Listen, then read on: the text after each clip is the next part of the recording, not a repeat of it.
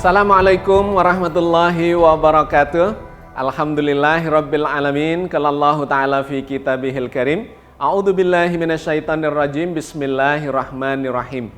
Wa ma khalaqnas samaa'a wal arda wa ma bainahuma la'ibin. Wassalatu wassalamu ala nabiyyina Muhammadin wa ala alihi wa ashabihi wa ummatihi ajmain. Sahabat sekalian, kita berjumpa lagi di dalam program Islam Futuristik episode 140. Hari ini kita akan belajar beberapa hal di dalam Al-Quran Al-Karim terkait dengan perkembangan peradaban manusia. Dalam sekian banyak ayat, Al-Quran memotivasi dan mendorong kita untuk memahami segala macam fenomena alam yang ada di sekitar kita. Untuk apa? Ada dua hal yang dipesankan oleh Al-Quran. Yang pertama, segala fenomena alam itu diciptakan oleh Allah adalah untuk kepentingan manusia. Terkait dengan yang ada di langit, yang ada di luar angkasa, atau di atmosfer, atau di planet bumi itu sendiri, terkait dengan air, dengan api, dengan segala macam yang ada di muka bumi dan segala yang kita bisa akses, itu oleh Allah didorongkan agar kita mempelajarinya, memahaminya, dan kemudian menjadikan sebuah teknologi untuk memanfaatkan semua fenomena alam itu bagi kepentingan manusia. Jadi poin pertama, Al-Quran mendorong umat manusia ini untuk memanfaatkan segala macam fenomena alam itu untuk mengembangkan peradabannya, untuk kesejahteraan hidupnya.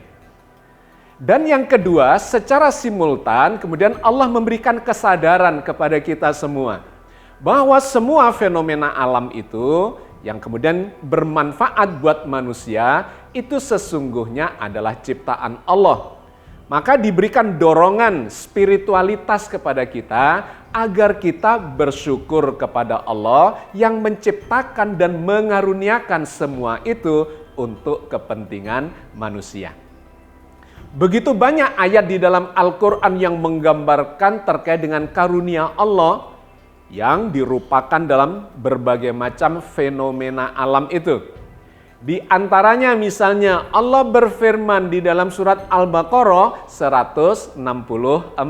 Inna fi khalqis samawati wal ardi wahtilafil laili wan nahari wal fulkil lati tajri fil bahri bima yanfa'un nasa wa ma anzalallahu minas sama'i mim ma'in fa ahya bihil arda ba'da mautiha wa batha fiha min kulli dabbatin wa tasrifir riyahi was sahabil musakhkhari bainas sama'i wal ardi la ayatil liqaumin ya'qilun.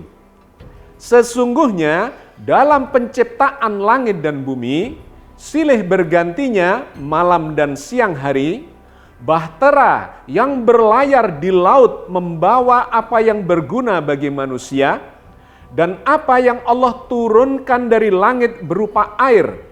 Lalu dengan air itu dia hidupkan bumi sesudah matinya, dan dia sebarkan di bumi itu segala jenis hewan, dan perkisaran angin dan awan yang dikendalikan antara langit dan bumi. Sungguh terdapat tanda-tanda atau pelajaran bagi kaum yang mau berfikir.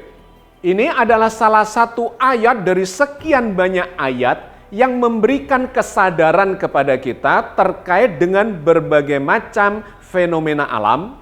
Dan ketika manusia mau mempelajarinya, kemudian memanfaatkannya, maka manusia akan memiliki teknologi terkait dengan segala macam fenomena alam itu.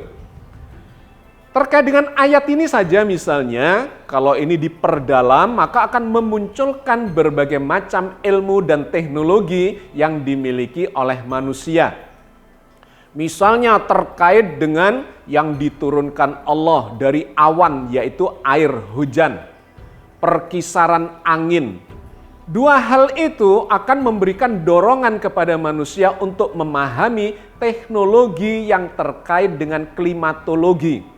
dengan pergerakan angin, dengan rekayasa untuk memunculkan atau mengendalikan awan dan terkait dengan hujan.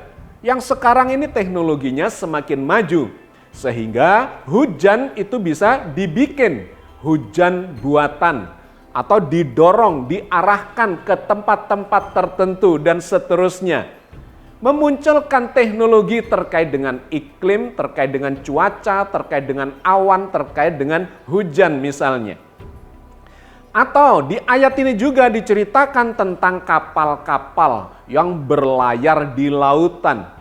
Itu akan memunculkan teknologi terkait dengan kelautan, dengan perkapalan, dengan transportasi kelautan yang terkait dengan teknologi kelautan itu dan memanfaatkan angin atau apapun yang tersimpan di sekitar potensi kelautan itu. Bahkan lebih jauh, manusia bisa mengembangkan teknologi terkait dengan kedirgantaraan, dengan ruang angkasa, terkait dengan langit dan bumi, pergantian siang dan malam hari, dengan segala macam perkembangan teknologi yang dibutuhkan untuk memahami langit dan bumi dan ruang angkasa atau dirgantara itu. Sahabat sekalian, ini adalah salah satu ayat yang diberikan kepada kita sebagai motivasi agar manusia memanfaatkan segala macam fenomena yang ada di sekitar kita, dimanfaatkan untuk kesejahteraan, untuk kepentingan manusia terkait dengan peradaban yang terus harus dikembangkan ke masa depan. Di satu sisi Allah mengajarkan memahami semua fenomena itu dan kemudian dikaitkan dengan teknologi, tapi di sisi yang lain sekaligus Allah memberikan kesadaran bahwa semua itu adalah karunia dari Allah yang Maha Pemurah. Secara lebih khusus, Allah juga memberikan gambaran-gambaran, dorongan-dorongan, informasi dan motivasi di berbagai ayat, misalnya terkait dengan teknologi dirgantara atau teknologi aeronautika. Allah bercerita tentang burung-burung yang bisa terbang di angkasa dengan begitu mudahnya. Kita disuruh memikirkan kenapa burung itu bisa mengangkasa. Padahal dia punya bobot, tetapi dengan sayapnya itu, dengan mudahnya dia bisa mengambang di angkasa. Bagaimana hal itu bisa terjadi misalnya, itu kita disuruh memikirkannya, disuruh memperhatikan itu. Dan memang terbukti di dalam peradaban manusia, para ilmuwan kemudian terinspirasi oleh burung yang bisa terbang di angkasa itu. Dan kemudian manusia menciptakan teknologi aeronautika atau teknologi dirgantara. Allah berfirman di dalam surat An-Nahl 79. Alam yarau ila tayri musakhkharatin fid jawis sama ma yumsikuhunna illallah inna fi dzalika laayatil liqaumi yu'minun. Tidakkah mereka memperhatikan burung-burung yang dimudahkan terbang di angkasa bebas? Tidak ada yang menahannya selain daripada Allah.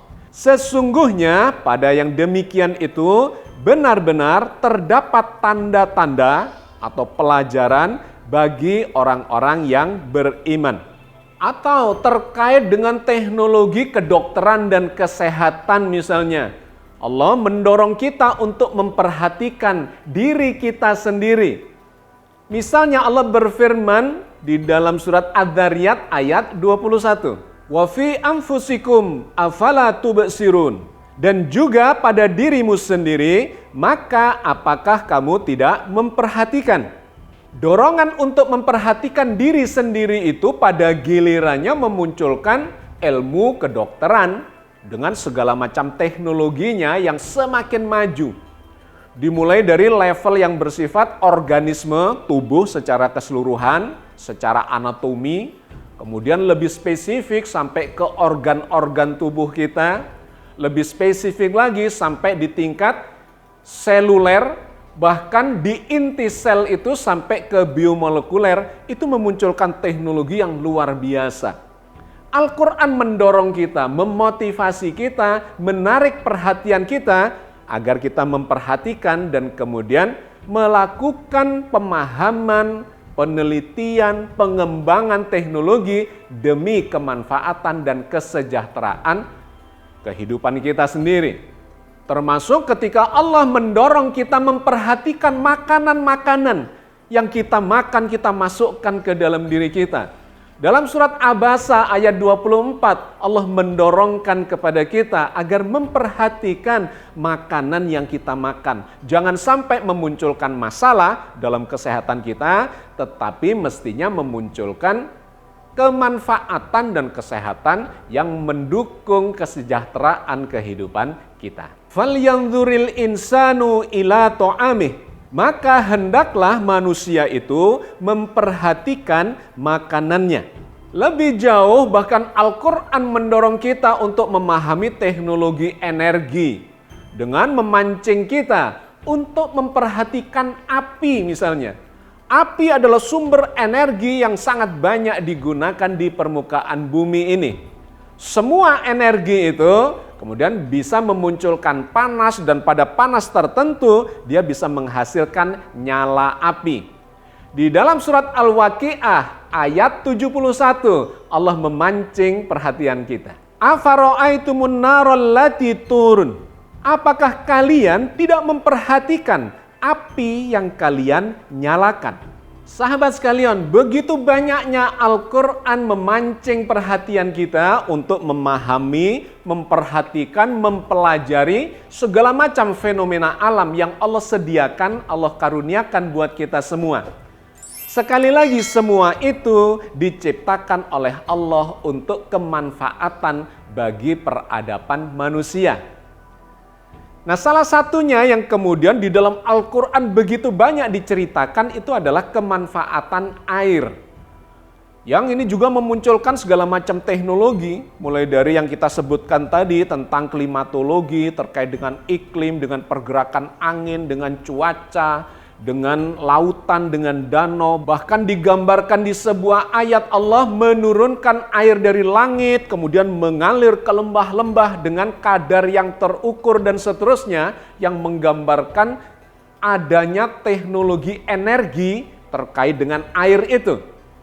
Tapi hari ini kita akan mengambil salah satu contoh terkait dengan pemanfaatan air sebagai sumber energi yang semakin dibutuhkan oleh manusia. Karena manusia di abad-abad ini sedang mengalami krisis energi itu. Ada sebuah ayat yang menarik yang digambarkan oleh Al-Quran.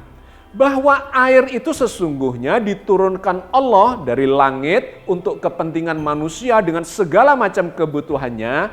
Memberikan manfaat yang sangat banyak terkait dengan kehidupan kita. Di dalam surat Qaf ayat 9 Allah berfirman, "Wa nazzalna minas sama'i ma'am mubarakah." Dan kami turunkan dari langit air yang banyak manfaatnya. Maka kalau kita lakukan kajian terkait dengan manfaat air itu memang sedemikian luasnya dan sangat diperlukan secara sentral bagi kehidupan manusia, bahkan tanpa air itu, maka manusia bisa dipastikan tidak akan mampu bertahan hidup. Tetapi ternyata bukan hanya untuk dikonsumsi, diminum untuk memenuhi kebutuhan cairan di dalam tubuh kita, tetapi bisa digunakan sebagai sumber energi. Baik sebagai tenaga gerak, ya, sumber energi yang dihasilkan dari gerakan arus air itu, atau bahkan di dalam air itu secara kimiawi dalam teknologi modern ini sudah bisa dimanipulasi atau direkayasa sedemikian rupa sehingga bisa menghasilkan energi untuk kepentingan manusia. Di era modern ini manusia sedang mengalami krisis energi dikarenakan menggunakan atau mengeksplorasi energi fosil seperti batu bara, minyak bumi, gas alam, dan seterusnya dari energi fosil yang semakin lama semakin habis. Dan kemudian manusia mencoba mencari sumber-sumber energi yang terbarukan, yang tidak ada habisnya. Di antaranya adalah teknologi angin. Di mana-mana kita bisa menemukan angin, meskipun mungkin berbeda-beda kecepatannya dan energi yang tersimpan di dalamnya. atau energi dari sinar matahari, baik karena panasnya maupun energi sinarnya. Fotovoltaik yang bisa mengubah sinar matahari secara mekanisme fotolistrik dari cahaya menghasilkan kelistrikan. Sel surya misalnya. Yang lainnya lagi adalah terkait dengan air. Air ini menyimpan energi yang digadang-gadang ke masa depan bisa menyelesaikan banyak masalah yang sedang dihadapi oleh umat manusia. Seandainya kita menemukan teknologinya untuk mengambil energi air selain karena tenaga geraknya, energi potensial karena ketinggian atau kecepatan geraknya, yaitu yang tersimpan di dalam struktur molekul air itu sendiri, maka ini akan menjadi energi yang sangat berlimpah. Meskipun sampai hari ini itu masih diperjuangkan dan belum menemukan satu teknologi yang bersifat komersial. Apa yang bisa dieksplor dari air itu? Ada dua secara struktur kimiawinya. Yang pertama adalah terkait dengan struktur molekul H2O. H2O itu artinya sesungguhnya air itu adalah molekul yang tersusun, tersintesa dari hidrogen dan oksigen. Dua molekul hidrogen bertemu dengan satu molekul oksigen, kemudian bergabung bereaksi menjadilah air. Nah, menariknya ketika air itu dipecah kembali, dielektrolisa, jadi kalau tadi disintesa dipertemukan, ini kemudian dipisah secara dengan menggunakan energi listrik misalnya, terurai menjadi hidrogen dan oksigen, maka kita mendapati bahwa hidrogen itu sesungguhnya adalah bahan bakar yang jumlahnya sangat berlimpah. Ini sudah dikembangkan sesungguhnya puluhan tahun yang terakhir ini, tetapi hidrogen itu ternyata yang berasal dari air memang belum cukup efisien. Sudah ada teknologi bahan bakar hidrogen diterapkan pada mulai dari pesawat luar angkasa, roketnya itu berbahan bakar hidrogen yang direaksikan dengan oksigen. Hidrogen cair dengan oksigen cair dipertemukan menghasilkan panas yang luar biasa dan mampu mendorong sebuah roket untuk lepas landas dari permukaan bumi menuju ke angkasa luar. Selain itu, sudah ada mobil-mobil yang berbahan bakar hidrogen. Tetapi selama ini, mobil-mobil yang berbahan bakar hidrogen itu memang belum diambil dari air. Diambilnya adalah dari sumber-sumber energi fosil. Diekstrak dari bahan bakar batu bara misalnya, dari minyak bumi, dari biomasa, dari gas alam. Diekstrak hidrogennya dan kemudian gasnya digunakan sebagai bahan bakar gas hidrogen bagi kendaraan, bisa mobil ataupun transportasi untuk ke angkasa, yaitu roket misalnya. Nah, yang menarik adalah penelitian terkait dengan hidrogen yang terkandung di dalam air. Itu jumlahnya kan sangat berlimpah. Orang sudah berpikir puluhan tahun yang terakhir terkait dengan air sebagai sumber bahan bakar hidrogen itu. Tetapi belum dikuasai teknologinya untuk bisa memisahkan hidrogen dengan oksigen secara skala komersial. Artinya begini, air itu sesungguhnya bisa dipisahkan molekulnya menjadi hidrogen dan oksigen dengan cara mekanisme yang disebut sebagai elektrolisa. Ada katode dan anode, diberi arus listrik untuk memisahkan hidrogen dan oksigennya. Yang masih menjadi kendala adalah ternyata energi listrik yang diberikan kepada mekanisme atau proses elektrolisa itu masih lebih besar daripada hidrogen yang dihasilkan. Jadi efisiensinya itu masih sekitar 40% sampai 80%. Artinya kalau kita memberikan energi 100%, maka hasilnya energi yang dihasilkan dari elektrolisa berupa bahan bakar hidrogen itu hanya sekitar 40%-nya sampai 80%-nya. sehingga defisit 20%. Inilah yang menjadi masalah sampai saat ini.